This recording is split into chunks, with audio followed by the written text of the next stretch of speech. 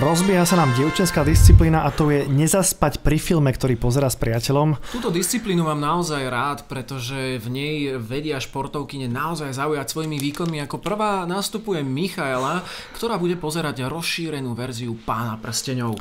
No, veď sa má tak, že ono je niekedy lepšie, keď tá priateľka zaspí a nekladie blbé otázky počas filmu, ale pre dievčatá je samozrejme výzva občas to pozerať s nami. Moja priateľka neznáša, minulo som ju zapojil do Star Wars, dala 3 minútky asi. No a Michaela sa už pripravuje, Matej oblapil. Samozrejme, boli by sme všetci radi, keby to skončilo nejakým tým sexom, ale zjavne toto asi nebude ten prípad. A pozrite sa, Michaela je fantastická športovkyňa, ale ten Pán prsteňov je veľmi nudný asi pre ňu a toto je sklamanie. Typický dievčenský výkon. Naozaj zaspať v úvodných titulkách je celkom hanba na to, že je to profesionálka, ale čo sa dá robiť, aj o tom je šport. Jednoducho, nudný film ťa zabije, pod dievčatá by vedeli rozprávať, určite samozrejme však. A Matej sa už sťahuje. Presne tak, musíme vymeniť oceňujeme na Matejovi, že ju neušahával a tu sa Rea rozbieha. No.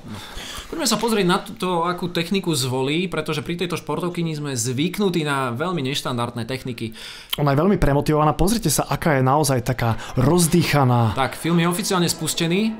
Aha. Veľká snaha, no ja si myslím, že ona by sa mohla dostať až do Mordoru s prsteňom, takže... Pozrite sa na tie puklice. Ja neviem, či si nedala aj nejaké zakázané látky predtým, aby to zvládla. A tak to by naši komisári určite odsledovali, takže... A vidíte, už to na ňu dopadá, samozrejme. Áno, klasické, pomalé láhnutie si na rameno partnera, ale pozor! Je to bojovnička. Tých trpaslíkov, tá pasáž tá je veľmi nudná. Toto je ďalšia časť tejto súťaže, masáž chrbta, kedy sa to vie zlomiť, ale... Ona odmietla. Odmietla, presne tak. Vie, o čo sa jedná a pozrite sa, toto normálne vyzerá, že ju ten film zaujíma, pozrite sa. Ja by som jej veril, že to pozerá nie. A nie, nezaujíma, ona sa naozaj len snaží pozerať do bodu obrazovky, aby nezaspala. Ale klipka očami bojuje. Pozor. A voda, presne tak. Povolený doping, samozrejme. Snaží sa. Jej tréner ju naozaj skvele na toto pripravil, pretože som počul, že pozerali celého Harryho Pottera, všetkých 7 alebo 8 častí. A tak Harry Potter to je pre dievča také ľahučké, ale Pán prsteňov, no neviem. A pozrite sa, Matej znovu skúša. Obliatie tváre. Aha. Uvidíme, či to dá. Matej ju chce podľa mňa uspať, aby ju mohol ošahávať, lebo to je zase jeho disciplína. A nejak sa ovládol. Nie. Bohužiaľ zaspala. Prosím vás, ako hodnotíte svoj výkon? No, musím povedať, že naozaj som nečakala, že Pán prsteňov môže mať aj predĺženú verziu. To bolo akože dosť rána pod pás. Ale som na seba fakt hrdá, že som to dala a chcela by som vidieť dievča, ktoré toto dá, lebo to je neskutočná nuda. Teraz nás čaká krásna disciplína. Momentálne sa bude pozerať seriál Squid Game. Ja keď som napríklad poprvýkrát počul o tomto seriáli, myslel som si, že je to nejaké rodinné hentai, ale nakoniec to tak nie je. Ja som tiež čakal rôzne špliechanie a Lukášovou úlohou vlastne bude dopozerať, alebo teda prestať pozerať seriál na Netflixe, tento konkrétny. Pozrieme sa, ako je skoncentrovaný. Áno. Ja som o Lukášovi počul, že v roku 1432, keď bola bitka pri Mohači, ešte teda nie úplne, tak on vlastne pre Turkov vykopával jamu, aby sa tam zabili o to celé storočie neskôr. A pozrime sa, ako sa mu darí v tejto hre, či zúročí... Kontroluje čas. Áno. Ináč je to naozaj veľmi zaujímavé, že pozerá seriál, pretože v poslednom období aj streamer, jeho kanál Frlo TV zažíva obrovský výbuch na Twitchi, ale zvolil si Netflix a táto disciplína... A pozrite sa. Odkoncentroval sa telefónom a už to vyzeralo, že by to mohol vypnúť, ale nie. Nie. Je to jasné, čumí na to, ja vám poviem, ja keď som La Casa de Papel pozeral, ja som si normálne zobral penku v práci. No tak to sa ti ani nedivím, ale pozeral si to, dúfam, v originálnom znení. Samozrejme, nie som demet. A volá mu priateľka, áno, ktorá hlási, že ju naháňa feťák. Čo sa deje? Čo by si spravil v takom prípade? Tak keby som pozeral Squid Game, asi by som ju mal, vieš, kde. No. Ale dobre, veď ty si šikovná, ty si poradíš, tak potom mi volaj. Dobre, keď to vyriešiš. Ahoj. Absolútne famózne sa zbavil svojej priateľky, naozaj neuveriteľné. Jediný problém je, že úlohou je prestať to pozerať, ale pozrite sa, je absolútne zaujatý a že by sa teraz ovládol predsa... Pozor, chytá ovládač a Pridáva zvuk.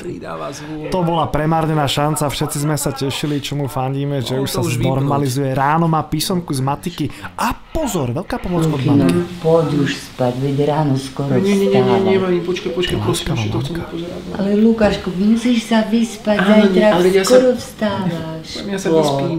Tak no ja keby som mal takúto pomoc, keď som pozeral Sex Education, to boli naozaj 3 série za jeden deň. Je pravda, že mamka na ňo ide veľmi jemne. Áno, opatrne, nie je agresívne. Pozor! Tak famózne, to si zaslúži. Vypnutá, dámy a páni, to si zaslúži potlesk, ale to nebol vlastne výkon od Lukáša, tomu pomohla mamka.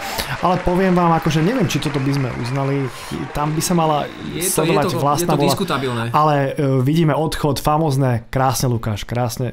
Ale moment, toto snad nie je pravda. Toto je práve tá vec, Lukáš to pozerá na telefóne a tá dnešná doba je náročná, my to aj na hodinkách dokážeme. Samozrejme, my by sme mu uznali tento výkon, keby pozeral v noci aspoň porno, ale bohužiaľ on pokračuje naďalej v Squid Game seriáli. Možno čaká, že presne tam bude nejaký vieš čo myslím? Ale pozor, pozor, čo sa to deje? Aha, ja som to pochopil. Áno, Lukáš si to vyspojloval, pozrel sa, ako skončí prvá séria a to vlastne znižilo jeho záujem o dopozeranie. To je zaujímavá technika, keď sa človek vôbec nenapadlo napríklad. To je fantastické, to keby ja som vedel. V pravidlách sa nepíše, že to je zakázané, takže... Tak možno, že normálne stíha matiku. Gratulujeme, Lukáš, pekný výkon. A posielame slovo Matejovi. Pán Frlajs, ako hodnotíte svoj výkon? Ja hodnotím celkovo pozitívne. V prvej tretine noci určite bola veľkou pomocou moja mamka, ktorá ma prišla zobrať spať. Bohužiaľ som to nezvládol, podľahol som nejakému istému tlaku a potom našťastie ma zachránilo to, že som si pozrel nejaké recenzie a takéto veci a mohol som spať. Ešte niečo chcete povedať? Ešte by som chcel pozdraviť moju pani učiteľku, že sa jej veľmi ospravedlňujem, pretože som zaspal na písomku a tým pádom sú aj moje pocity zmiešané, že nedopadlo to úplne podľa mojich predstav. Ďakujem za rozhovor. Ďakujem aj ja. Tak ďalšia disciplína, nezobrať si peniaze od babky, vidíme, že obedár pripravený. Áno, to je jedna z tých klasickejších disciplín. To odmietnúť nevieš. Nie. Ale teraz Matej, on je taký začínajúci feťačik a babka ponúka 500 eur. Pozor, áno, to babička však ešte netuší, že Matej sa dá len pred chvíľkou na FED. A to je veľmi náročné pre ňo. On samozrejme vie, že babka predala tú starú skriňu z roku 1850, ktorú podpísal císar František Jozef a predala obličku. Áno, a po smrti jej manžela jej zostalo naozaj veľa peňazí, o ktorých však Matej nevie. Áno, nikto z nás nevie, či tá oblička ešte fungovala a vidíte, Matej naozaj odmieta, je zanovitý, ako sa hovorí. Fantastické. Ale je to naozaj veľmi ťažké, ja už by som ich mal dávno vo vačku. A hlavne, keby som dával pikoto, samozrejme. Kto je z Dubravky, tak ten vie, že sa to... Ale tak s 500 eurovkou si už môžeš dovoliť trošku aj toho reznutého kokainu. A tak akože je to na jednu dávku. Zase keby babka akože mu prepísala nehnuteľnosť na ňu. A čo to Matej robí? Áno, pomáha si, obracia sa na rodičov. Áno. Pozrite sa, aký zdutý chlapec. Normálne, tomuto sa v profesionálnom rapovom svete hovorí snitch. Snitch, tak to by budeš niekedy musieť vysvetliť. Neboj sa, budeme mať čas. Pozrite sa, vyplakáva, aby si nezoberal 5 kg. Ťažká disciplína. Ale tak v mamke našiel oporu. A už to vyzerá, že no naozaj si to nezobral. Tak to je fantastický výkon. Na feťáka. Geniálne. Výborné. Škoda 500 eurovky. Škoda babky, pozrite, aká je smutná. Dúfam, že ju nevystrie. Ja cítim progres po svojom živote, že som takto dokázal zvládnuť túto situáciu a aj keď je babka smutná, tak mne to žili netrhá. Tak a máme tu disciplínu vstať na prvý budík, uvidíme, ako sa Lukášovi podarí, zvoní to. Áno, niečo sa deje, ale myslím si, že toto naozaj nepomôže, pretože... Pozor, vstáva! Ale to by som nečakal. Nečakané, výborne a ide do druhej miestnosti, toto je výborná taktika. Pozrite sa na ten krivý chrbát, ja si myslím, že toto mu môže pomôcť k tomu, aby naozaj nevstal. Ale nie, pozrite, to je obrovská škoda. Dá si ho do druhej izby ten telefón a nastavuje. 3 budíky, dámy a páni. Je to škoda, už iba hráme o umiestnenie. Pozrite sa, ako leží. Čo tá bradavka? Pozor, teraz prichádza zaujímavý moment. Pozrite sa, dámy a páni, toto vyzerá na rannú polúciu. Pane Bože, je to ranná polúcia. Ja som počul šplechnutie, ajajaj. A teraz ovonia si to inak. Nie, iba si to ošahal. A nie, utrel to, klasika, jasné. A teraz on má ognenené trenky a spinka a ďalej, toto je naozaj akože ja dobrý by som spáč. sa napríklad už dávno zobudil. No, neviem, Lukáš vyzerá vytrvalý. Pozor, tunak máme zvonenie budíka, už to Vypína. prichádza. Prvý stroch, Úplne vypnutý. rezignovaný. Tak tento zaspí na prvú, na druhú hodinu. Druhý Jasná. stroch, je to tam!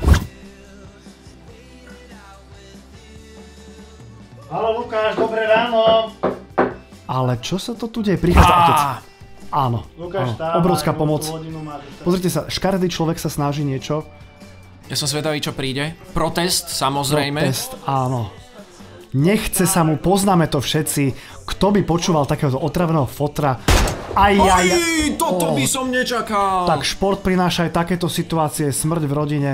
Ja som moju mamku dokopal, keď ma raz budila, ale teraz mám pocit, že píše SMS-ku do školy nejakú trápnu výhovorku o tom, Vidíš, že... a to delí teba od profesionála. Ty si ju dokopal, on svojho otca dokázal zastreliť. napísal, umrel mi otec, nemôžem prísť a slovo má už ale Matej. Tak poďme na to. Lukáš, ako hodnotíte svoj výkon? Tak určite nebola to moja najlepšia sezóna. Dá sa povedať, že som zlyhal na základe toho, že bol vibe Tarkovu a musel som odohrať nejaké tie hry a už som to rané stávanie fakt nedával. Chápem. A nejaký dôsledok toho, alebo čo budete teraz robiť? Tak budeme sa sústrediť na ďalšiu sezónu. Príprava bude určite intenzívnejšia. Skúsim menej toho Tarkovu a snáď sa do ďalšej sezóny už nezastrelím. Lukáš, ďakujem. Rozbieha sa nám kráľovská disciplína pre všetky deti, ktoré majú trápnych tatkov, ktorí vtipkujú a úlohou je zasmiať sa na tomto vtipe. Áno, pozdravujeme a ľutujeme vás. Sme naozaj zvedaví, pretože tento pán je známy svojimi naozaj trápnymi vtipmi. A už prichádzame k prvému vtipu. Ono sa asi nedá nazvať za vtip to, čo on zvykne hovoriť. To je prvý, hej. No počkaj, ja sa musím skontrolovať. No, idú dve stíhačky a jedna nestíha. No, tak toto bol Fiat medzi vtipmi. Taký 25-ročný, by som povedal. A pán sa teší, no. Takýto. Počkaj, kde? Aha, áno. Idú dva balóny po púšti a jeden hovorí, pozor kaktus. A druhý, že čo hovoríš? Chlapci to majú veľmi ťažké na tomto sa zasmiať. Ja som vlastne rád, že otec opustil moju mamu, keď som mal 5 rokov. Toto som naozaj nemusel zažívať. On to aj vysvetľoval, ten vtip, hej. Ach, jaj. To je smutné. Neviem, ako to zvládnu chlapci. Skúsim normálne. Rozprávajú sa dve huby a jedna hovorí, drž hubu. Aha, toto chcel byť vtip, fíha. To keď ja sa na takomto budem smiať, tak ma zabite, prosím vás. Ale tak. A tam bol možno nejaký kútik? Dnes večer budú v Londýne tisícky ľudí. Už teraz je to trápne. Viete prečo? Nie. Neviete, hej? Ani ty? Lebo tam žijú. No ale musím povedať, že je to skutočne zaujímavé, chlapci. A pozor! To je fakt, Lukáš, tak na tomto sa zasmiať. Akurát som chcel povedať, že ani Veľký jeden bod, potlesk. ale Lukáš získava prvý bod, neuveriteľné. Myslím, že majster Slovenska. No, stretne sa východňar, záhorák a oravák. Tak neviem, či tento vtip bol horší ako celý kanál Zrebný Frlej za môj mír. Akože pointu nemal, takže je to veľmi podobné. Ach jaj, až to mi trápne. Ako rozplačeš potápača? Zabieš mu rodinu. Toto boli fyzicky.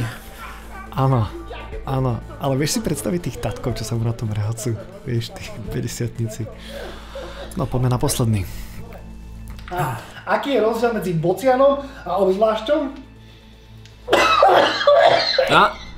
Či nám neskape skôr, že toto... No veď toto asi skôr zomre, než povie ten vtip. Dobre, bocian si stavia svoje hniezda na stĺpoch a obzvlášť na komínoch. Áno, tak máte asi stratil šancu, mohol zabojovať, ale musíme uznať, že takto trápneho otca mať, zasmiať sa na ňom, ale pozri, ako sa teší. Áno. Je to krásne. Ale my už môžeme gratulovať Lukášovi k jeho víťazstvu. Na tom vtipe, čo sa zasmial, neviem, komu by sa podarilo, máte náročná situácia. Nie. No ešte, či nám neskape starý pán. Tak teda, ešte posledná gratulácia súperovi. A ja dúfam, že nikdy nedorastiem do tohto veku, aby som rozprával takéto vtipy. A ja sa bojím, že ono to môže prísť. A Lukáš ešte. A ešte samozrejme zapflexí svojimi paličkami. Krása. No. A A tatko sa upokojil. Ale zaslúžené víťazstvo. Ako by ste ohodnotili váš dnešný výkon? Ja som spokojný, ja si uvedomujem, že môj tatko je naozaj veľmi trápny, je ťažké smiať sa na jeho vtipoch, ale dokázal som to už v podstate od malička. Ja som si uvedomil už ako malý chalan, že čím skôr sa zasmiem na jeho vtipe, tým skôr mi dá pokoj. A ako to robíte, že ste to nefejkovali, ten jeden smiech? To sú dlhoročné tréningy. Ďakujem za rozhovor. A ja ďakujem, dovidenia.